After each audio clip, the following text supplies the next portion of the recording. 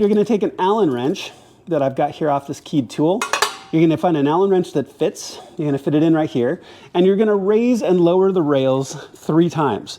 Now, don't raise them past your first safety stop. And if you haven't had a set of QuickJacks before, you don't know what that is. That's this bar right here. So you're going to want to raise them about 8 inches, but make sure you don't go past that first safety stop, okay? Because they might be hard to get back down. You're going to raise and lower them 3 times, and then we're going to bleed. So let me get that started. I'm going to raise and lower them 3 times. Also keep in mind, this is the first time they've ever had fluid in them, so they're probably going to go up a little unevenly, down a little unevenly. They will smooth out as we bleed this process, which is why we're doing it. But let's go ahead and get started on the very first raise here. So we're going to get this going, and they've changed the controller too on this one, which is kind of cool. So here we go. So nothing happening yet because the fluid is still going in. It's got to feed in through all the hoses, in through the cylinders to get this all worked out. There we go. That's actually fairly smooth, all things considered. There we go.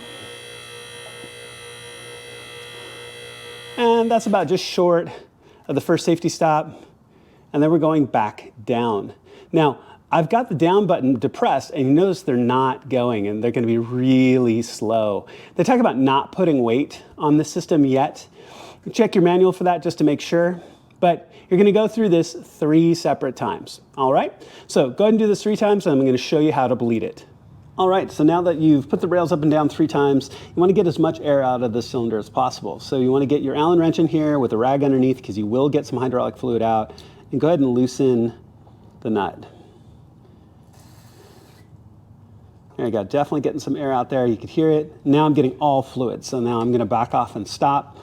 Now you can do both. You do 1 cylinder at a time, but you can do both cylinders as you work through this, which is what I recommend you do. Okay, so bleed it back out. Then what you're going to do is you're going to raise it up. You're going to raise the rails up a couple of inches and stop. Bleed it again. Raise it up a couple of inches. Bleed it again.